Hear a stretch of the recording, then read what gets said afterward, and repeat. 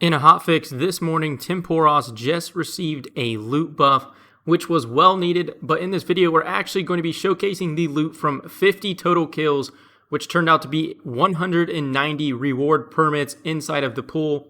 And this video is going to showcase off not only the new buff, but also this is part one of two different loot videos for Tempoross.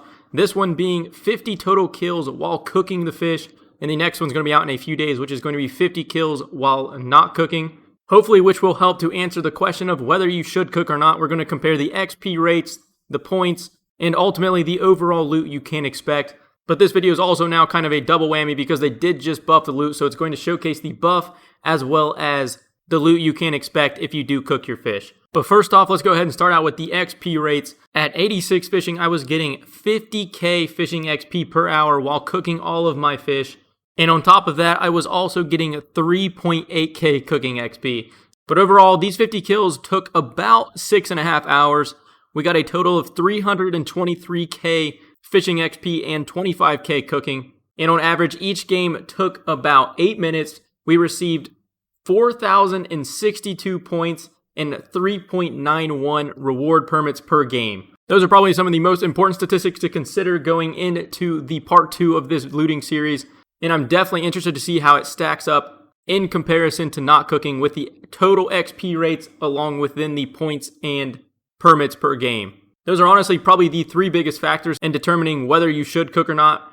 Ultimately, if you are focusing on points, I guarantee it's almost always worth cooking. And if you are focusing on XP, it's probably definitely not. But now with all the statistics and stuff out of the way, let's go ahead and jump straight into the price check. Still doesn't look like it's insane money per hour, but it is a massive jump up from the last time. Definitely noticeable in terms of the sharks, sea turtles, and swordfish / manta rays.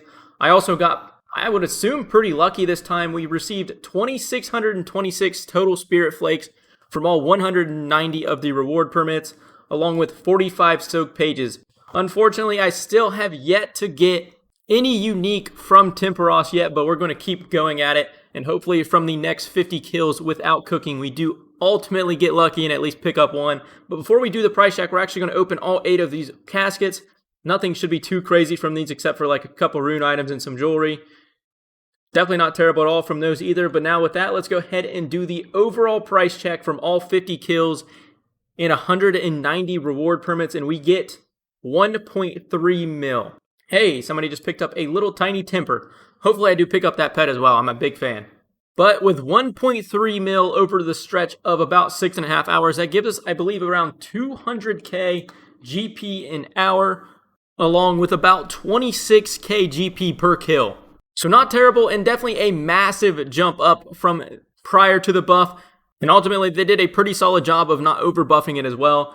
Tempoross is definitely not going to be the moneymaker that Wintertot is, but in my opinion, they did a pretty solid job of making a great alternative for decent XP, along with a little bit of GP and some pretty solid uniques. But quickly before we end off this video, one last calculation you may be interested in. Along with the new buff, it is roughly 6.8k GP per reward permit. So between all 190 of those permits, I got roughly 6.8k GP per permit. But that's going to do it for this video. Let me know down below how you guys are enjoying Tempoross and what you think of this new loot buff. If you guys enjoyed the video, consider dropping it a like. And if you're around here often, consider subscribing. But that's going to do it for today's video. I'll see you guys in a few days for part 2, which is the 50 kills without cooking. Thanks for watching.